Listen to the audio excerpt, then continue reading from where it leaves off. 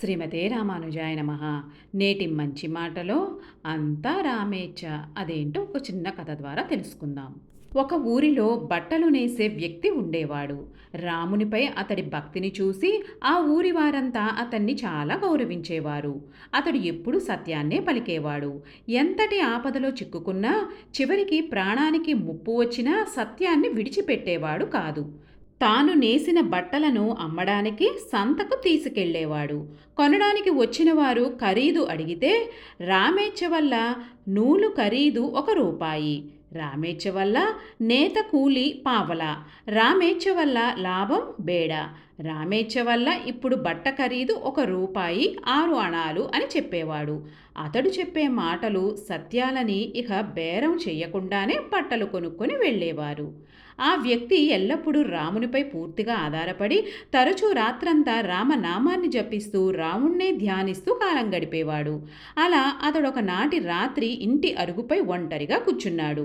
అదే సమయంలో దొంగల ముఠ ఆ వైపుగా వెళుతూ తమకొక మూటలు మోసేవాడు కావాలని అతన్ని తమతో తీసుకుపోయారు. వారు దొంగిలించిన సొత్తును అతడి నెత్తి మీద పెట్టి మోయిస్తున్నారు.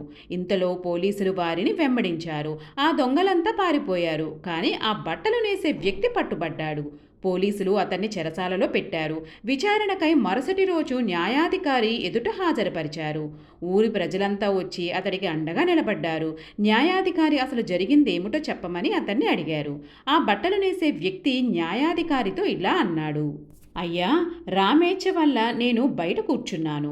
రామేచ్ఛ వల్ల రాత్రి చాలా పొద్దుపోయింది. రామేచ్ఛ వల్ల నేను ఆయన పవిత్ర నామాన్ని స్మరిస్తున్నాను. రామేచ్ఛ వల్ల దొంగలు ఆ వైపుగా వెళుతూ నన్ను తీసుకుపోయారు. రామేచ్ఛ వల్ల వారు ఒకరి ఇంట్లో సొమ్మును దొంగిలించి నా తలపై పెట్టి మోయించారు. రామేచ్ఛ వల్ల పోలీసులు రావడంతో వారంతా పారిపోయారు. రామేచ్ఛ వల్ల నేను పట్టుబడ్డాను. రామేచ్ఛ వల్ల నన్ను చెరసాలలో ఉంచి నేటి ఉదయం మీ సన్నిధికి విచారణకై తీసుకొచ్చారు. న్యాయాధికారి ఆ వ్యక్తి పారమార్థిక చింతనను, నిష్కాపట్యాన్ని మెచ్చుకుని విడిచిపెట్టేశాడు. అతడు బయటకు వచ్చి రామేచ్ఛ వల్ల ఇప్పుడు నేను బంధ విముక్తుడనయ్యాను అన్నాడు. అలా నిజంగా అంతా రామేచ్ఛ అనగలిగినప్పుడు మనమంతా కూడా బంధ విముక్తులమే. అయితే అందుకు ఎంతో కృషి చెయ్యాలి. మనం చేసిన క్రూర కర్మలను, నేరాలను ఎంచవద్దని, మన భావ దారిద్ర్యాన్ని పరిహారం చెయ్యమని ఆ రాముణ్ణి కన్నీటితో వేడుకోవాలి. అప్పుడాయన కోదండాన్ని కాదు, 4 చేతుల్లోని అస్త్రాలను పక్కన పెట్టి మనల్ని నేరుగా తన చేతుల్లోకి తీసుకుని కష్టాలు తీరుస్తాడు. అందుకే వంచన లేకను భద్రాధీసుని వర్ణన చేసేదన్నటికో అన్నాడు రామదాసు. అంటే మనసులో ఏ విధమైన కల్మషం లేకుండా పైన చెప్పుకున్న కథలో వ్యక్తిలాగా నిష్కాపట్యంగా భగవంతుణ్ణి స్మరిస్తే ఆయనే మనల్ని కాపాడుతాడు.